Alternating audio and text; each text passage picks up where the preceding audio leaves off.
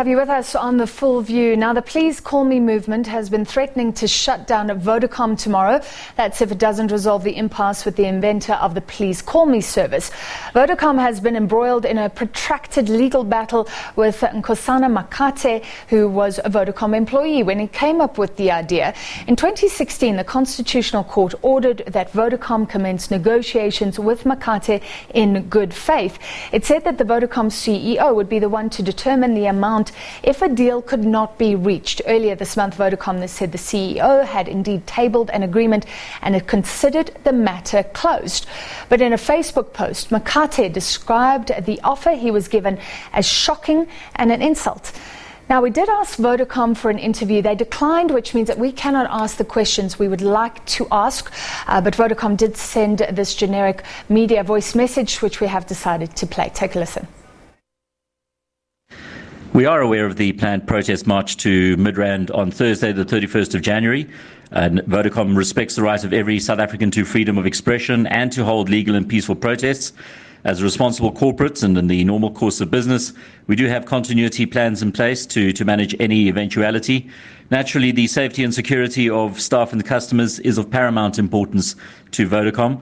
We'd also like to reiterate the fact that we have fully complied with the order of the Constitutional Court and that we remain ready and willing to pay Mr. Makate a substantial amount of money. All right, to discuss further, we're joined by the Chief Convenor of the Please Call Me movement, Modise Setoaba. Thank you for being with us, Mr. Setoaba. Thank you. What's happening tomorrow? There's rumours that it's been cancelled because of Vodacom security arrangements. No, Vodacom at 12 this morning, in the early hours, sent an email threatening that we must sign the undertaking that we will never strike at Vodacom's premises or anywhere else where they are. Yeah. So we view this as... So you got legal papers? From Vodacom's lawyers. Yes, okay. Yes. But look, I'm going to ignore those papers because really this is apartheid tactics that Vodacom is using against us. They just said however, just out of interest, we do have laws. Isn't it illegal? You need permission to protest in a public area, and this is a private company's area that we're talking about. No. So isn't this a legal matter, in fact? Section 205 has been applied for. Have you received that? By the ANC in Lilliesleaf. Okay. Remember now, the Please Call Me movement has been, this will be the third time we go in there. It's not the first time we go into Vodacom's premises. We've been at this for the past 10 months. We've been at Vodacom's premises almost daily. Have you received permission to protest if this turns into a big one tomorrow? Yeah, well, we're ready for everything. The Lilliesleaf branch of the ANC, which are the conveners. Have they received permission? According to the information that I have, they have received it. Okay, yes. So this will be a legal protest and it is going ahead unless this impasse is resolved at 10 o'clock tomorrow, by 10 o'clock. Yes, but let me ask you a question. Why is it Vodacom is threatened by what is happening tomorrow? I want to ask you, you're causing Vodacom the bully. But you could say this is quite intimidatory. Staff may be feeling a bit unsafe now. Do you have any sympathy for Vodacom staff who weren't involved? I don't have sympathy for Vodacom itself. Vodacom has been dragging this matter for the past 18 years.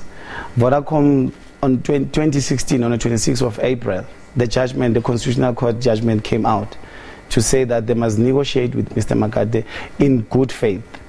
And Vodacom should not just go through emotions when they negotiate the deal with Mr. Makate. What is the amount that Mr. Makate has been offered?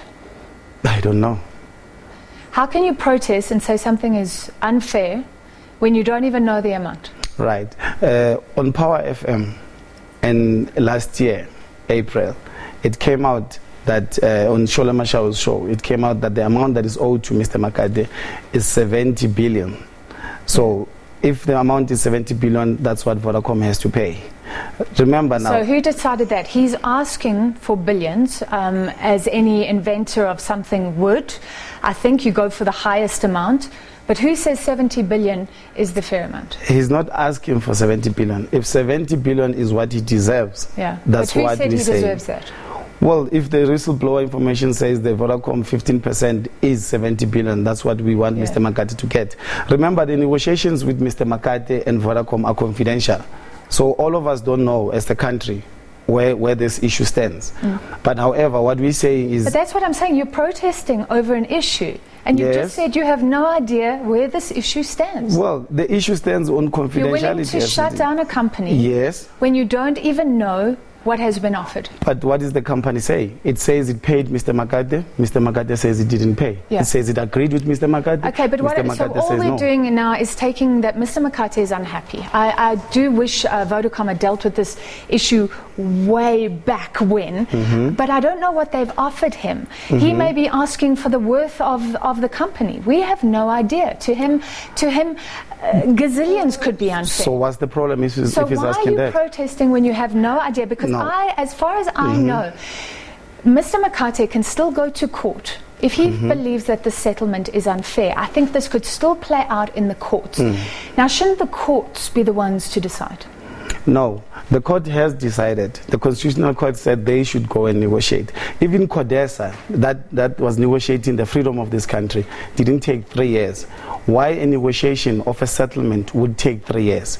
So what I'm saying to you now is that if Vodacom is willing to go the legal route against the Please Call Me movement to prevent Mr. Makate from getting his compensation, all we're saying is if Nkosana died for his freedom, we prepared to die for this compensation of Mr. Makate. Even if Vodacom has offered him 6.5 billion rand, 65 billion rand. If he's not happy, no idea what Vodacom has offered him. If Mr. Makate... The editor of Tech Central, who's been following this for a very long time, says there's signs that actually MTN came up with that service. So this is a legal matter.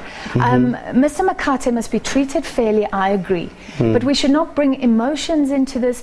Should there not be a fair settlement? Should not the courts decide? You're protesting without any proof of anything. No, I see the narrative that you're trying to portray. Mr. Makate is the inventor of Please Call Me service. The Please Call Me service is a USSD SMS service.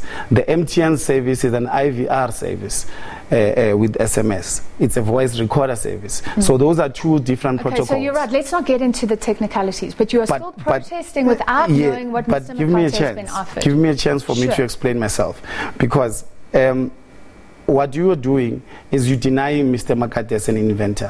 What you are doing, you're creating a narrative that he doesn't deserve what he deserves. No, what I'm saying is I don't know what's a fair settlement. You don't know what's a fair settlement. This could play out in the courts. Why are you protesting in the internet? Right, but there's two parties here. One is aggrieved. I'm on the side of the aggrieved party. Even if it's a fair offer or not, you don't know. But how can it be fair if the inventor is not agreeing? This is not the first time. Louis Larimer created the telephone. He was a slave, and the slave master patented the telephone, and the slave master was awarded as a creator. Mr. Makate comes up with the creation. 18 years down the line, the narrative is saying Mr. Makate is not the inventor. Why is it so difficult that a black man should not get what he deserves? So is this about him being a black man? Because I'm saying, shouldn't we have more information first? No, it's not about him being a black man or not a black man. So it's about him being aggrieved regardless of the facts you're taking. But I'm not answering questions. You're running the interview and also answering. Can you say that there will be no intimidation of Vodacom staff tomorrow? Do you know how big this protest is going to be? According to the information we have, Vodacom has shut down already. It has told his staff to work from home. It has shut down the precinct. But what happened with the march that we're going to tomorrow, it was to say Vodacom pay Mr. Makate by 10 a.m. tomorrow. So Vodacom goes to all the media houses to say we said we're going to intimidate or whatever. We've been there for 10 months. No one has been hurt. All right. So why would we hurt someone today? All right. Thank you very much for your time this evening. That was the Chief Convenor of the Please Call Me movement, Modise Setoaba.